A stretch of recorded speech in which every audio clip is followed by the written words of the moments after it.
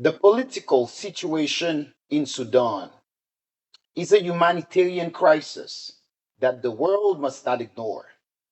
Since April 2023, Sudan has been torn by a violent power struggle between the Sudanese Armed Forces, SAF, and the Rapid Support Forces, RSF. What started as a rivalry between military leaders has escalated into a full scale internal war, causing widespread destruction, especially in the capital, Khartoum, and the Darfur region. Millions of civilians are trapped in the crossfire. Hospitals are shut down, food is scarce, and aid workers have been attacked. Entire families have fled their homes, with over 6 million people displaced, and many are suffering without access to clean water, medicine, or shelter. This conflict is not just a political problem, it's a human tragedy. The people of Sudan are crying out for peace, stability, and leadership that values life over power. It is time for the international community to raise its voice, demand a ceasefire, and support diplomatic solutions. Sudan's people deserve to live in safety, dignity, and hope. The situation of Palestinians, civilians, is one of the most heartbreaking humanitarian crises in the world today. For decades, they have lived under occupation, displacement, and violence, especially in Gaza and the West Bank.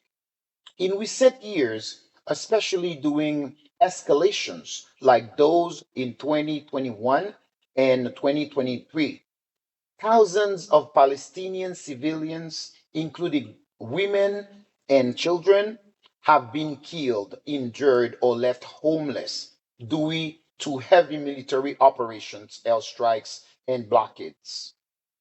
Gaza, with over 2 million people, has been under a strike blockage for more than 15 years, limiting access to food, clean water, medicine, and electricity.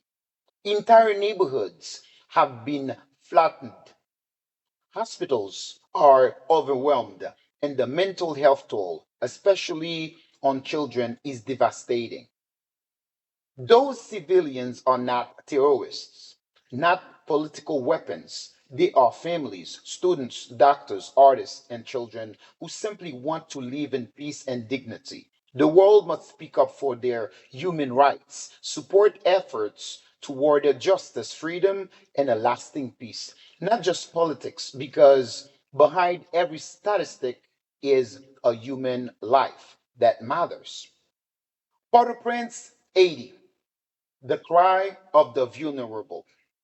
Port-au-Prince, once the heart of our nation's soul, now breathes under the weight of suffering. In its sorrow, streets and its narrow streets and broken neighborhoods, it is not soldiers or politicians who live. It is our children, our women, and our elders. They rise every morning with uncertainty, unsure if the sun will set on their peace or their pain. The elderly, the keepers of our wisdom, walk in fear. Women, the pillars of our homes, live in silence, their voices shocked by terror. And our children, the future of 80, grow up too fast, learning to survive before they even learn to dream. How long will we watch in silence as they live in daily danger, stripped of safety, health, and hope? These are not statistics, they are souls, Asians like you and me, whose only wish is to live in peace. To those in power, to the international community, to Asians at home and abroad, hear this cry. This city cannot be forgotten.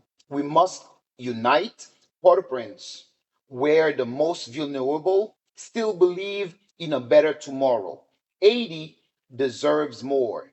Port-au-Prince deserves peace. Yes, Port-au-Prince deserves peace.